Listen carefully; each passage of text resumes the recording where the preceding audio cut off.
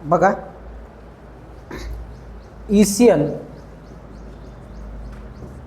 Unit 2 मध्ये तुमचं सर्वांचं स्वागत. ECN 2 मध्ये आपण काय बघतोय? ECNचा दुसऱ्या युनिटचा सिलेबस बघतोय. ओके, तर बघा याच्यामध्ये आपण काय बघणार आहे? Single phase AC parallel circuit. तर आपण पहिल्या टॉपिकमध्ये काय बघितलं? Single phase AC series circuit बघितलं. तर काय काय बघितलं रे सिरीज सर्किटमध्ये? RL series, RC series, RLC series, impedance triangle, power triangle, त्याच्यानंतर रेझोनेटिंग सर्किट, त्याचे न्यूमरिकल्स. ओके, त्याचं बऱ्याच गोष्टी बघितल्या. ते कंपॅरेटिव्ह चार्ट बघितला आणि त्याचे न्यूमरिकलसुद्धा बघितले. ते आपण यूट्यूब व्हिडिओला टाकले सगळे. ओके, 1 ते 7 व्हिडिओ आहेत. ओके, 1 ते 7 मी एक 2 न्यूमरिकल घेतलेत. राहिलेले 1 2 न्यूमरिकल तुम्ही प्रॅक्टिस करायचे प्रत्येक पॅटर्नचे. ओके, याही टॉपिकचे आपण 5-7 व्हिडिओ बनवू आणि त्याची बाकी प्रॅक्टिस मात्र तुम्ही करायची. कारण ECN हा सब्जेक्ट प्रॅक्टिस बेसवर आहे. तुम्ही जेवढी प्रॅक्टिस करता तेवढं तुमचा फायदा होईल. ओके, नाही तर समजतं सगळं पण मग तिथं येत नाही का? कारण तुम्ही त्या पद्धतीची प्रॅक्टिस केलेली नसते. जसे तसे न्यूमरिकल विचारल्या जात नाहीत, व्हॅल्यू बदलून विचारतात. तर बघा सेकंड टॉपिककडे जर आलो, हा टॉपिक जवळपास 16 ते 20 मार्काला विचारतात. ओके, 16 ते 20 मार्काला विचारतात. याच्यावर एक क्वेश्चन ॲडमिटन्स मेथडवर असतो, एक 2 मार्काचा क्वेश्चन असतो, 2 मार्काचा डिफाईन ॲडमिटन्स, असेप्टन्स वगैरे. ओके, काय क्वेश्चन असतो? डिफाईन ॲडमिटन्स ट्रायंगलवर एक क्वेश्चन असतो. त्याच्यानंतर ॲडमिटन्स मेथड वर एक क्वेश्चन असतो. त्याच्यानंतर इम्पिडन्स मेथडवर एक क्वेश्चन असतो. याच्यावर एक, याच्यावर 2 मार्काचा समजा. तर हे 4 मार्काचं, हे 4 मार्काचं. त्याच्यानंतर एक रेझोनन्सवर एक क्वेश्चन असतो 4 मार्काचा. आणि 5वा comparison between series and parallel resonance, असा 4 मार्काचा. तर मग हे 4 4 4 आणि 2 22 मार्काचं असते जवळपास. ओके, कमी जास्त 16 ते 22 मार्कापर्यंत हा टॉपिक विचारतात. ओके, त्यात comparison between series and parallel resonance हा एक कंपल्सरी क्वेश्चन असल्यासारखा आहे. रेझोनन्स, पॅरलल रेझोनन्सचा एक फ्रिक्वेन्सीचं डेरिवेशन विचारतील किंवा voltage current magnification either series किंवा पॅरलरचं विचारतील. त्याच्यानंतर इम्पिडन्स मेथडवर करंट फाइंडिंग किंवा पॅरामीटर फाइंडिंग विचारतील. आणि त्याच्यानंतर ॲडमिटन्स मेथडवर एक विचारतील. आणि 2 मार्काचा प्रश्न ॲडमिटन्स, असेप्टन्स अँड कंडक्टन्सची डेफिनेशन असेल. ओके, ते आपल्याला बघायचं आहे. तर हे 5 क्वेश्चन असतील, लक्षात असू द्या.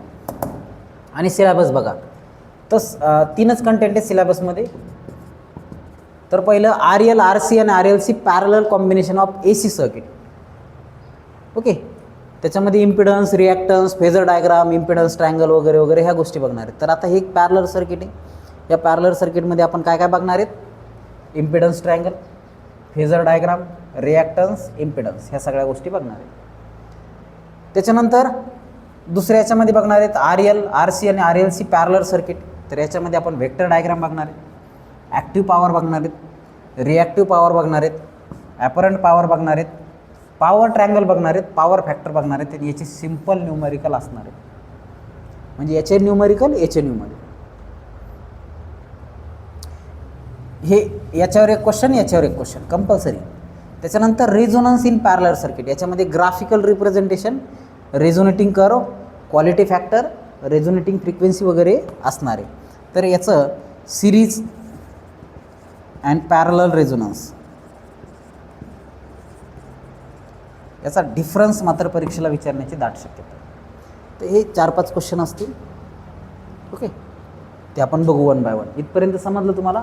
चला आता आपण चॅप्टरला सुरुवात करताना थोडं इंट्रोडक्शन बघू. तर पॅरलल सर्किट म्हणजे काय ते समजून घ्या. आता नुसतं जर समजा याचाच विचार केला, हे 2 सोडून दिलं आणि याचाच विचार केला, तर हे सर्किट कसं झालं? सिरीज झालं. म्हणजे व्होल्टेज दिले, रेजिस्टन्स आणि capacitance they are connected in series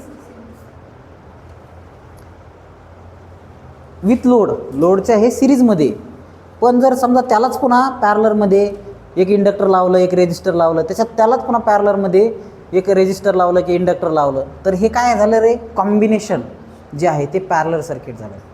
हे काय? कंबाईंड पॅरलल सर्किट झालं.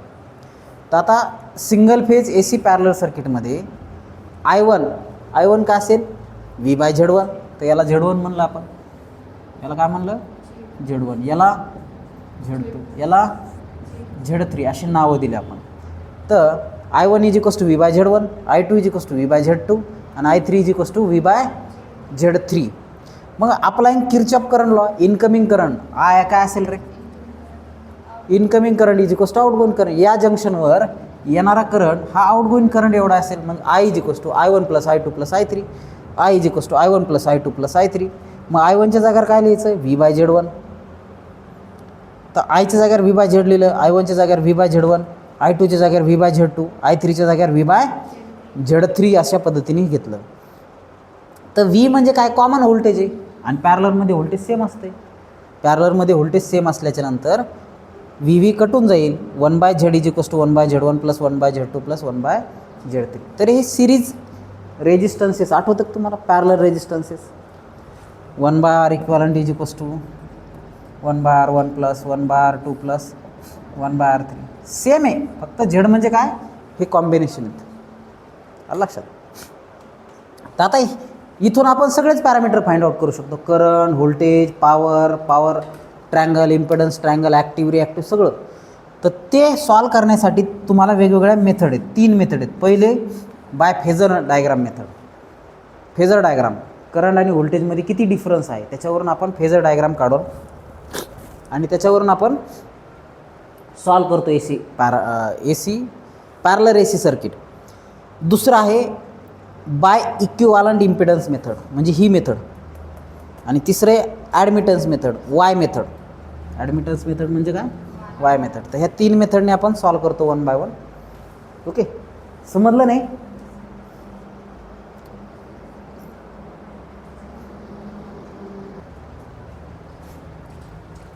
Concept of admittance and admittance triangle. आता इम्पिडन्स आणि इम्पिडन्स ट्रँगल तुम्हाला माहिती आहे. इम्पिडन्स ट्रँगल कसा काढता तुम्ही, असाच. इथं काय काढतात Z, इथं R, इथं X. मग XL किंवा XC असेल, XL असेल किंवा XC असेल. मग ज्याच्यामधून जे मोठं असेल ते आपण मायनस करतो, आठवते.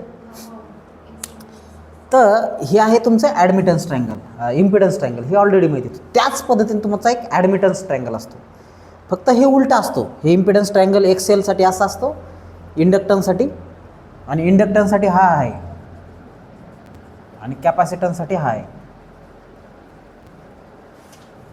तर इथं इम्पिडन्स काय असतं, Z is equals to R plus JX XL, आणि इथं JXBL असतं आणि BC असतं. इथं प्लस असतं, इथं मायनस असतं, हे उलटं आहे. तर ते नंतर बघू, पहिले हे समजून घ्या. ॲडमिटन्स म्हणजे काय, ॲडमिटन्स म्हणजे किती फ्लक्स किंवा किती करंट आला. रेजिस्टन्स म्हणजे काय रे, अपोजिशन. रेजिस्टन्स म्हणजे काय, डायरेक्ट अपोजिशन जे असतं ते रेजिस्टन्स असतं, इनडायरेक्ट अपोजिशन जे असतं ते काय, रिॲक्टन्स असतं. आणि टोटल अपोजिशन म्हणजे काय, रेजिस्टन्स आणि रिॲक्टन्सचं अपोजिशन. आता कंडक्टन्स म्हणजे काय, किती करंट फ्लो करून देतं आहे त्याला कंडक्टन्स म्हणायचं. आणि ससेप्टन्स म्हणजे काय, किती करंट फ्लो व्हायला मदत करते दुसरं. ओके, इंडक्टन्स आणि कॅपॅसिटन्स किती करंट फ्लो व्हायला मदत करते. करंट डायरेक्ट फ्लो करते त्याला आपण कंडक्टन्स म्हणायचं. करंट फ्लो करायला मदत करते त्याला काय म्हणायचं आहे, ससेप्टन्स म्हणायचे. आणि ॲडमिटन्स म्हणजे किती करंटला ॲडमिट करते, पास होऊन देते, याला म्हणायचं आहे ॲडमिटन्स.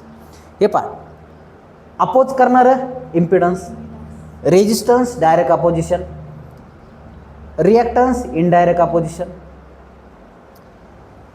ॲडमिटन्स सपोर्ट करणारं, कंडक्टन्स डायरेक्ट सपोर्ट, बी म्हणजे ससेप्टन्स इनडायरेक्ट सपोर्ट.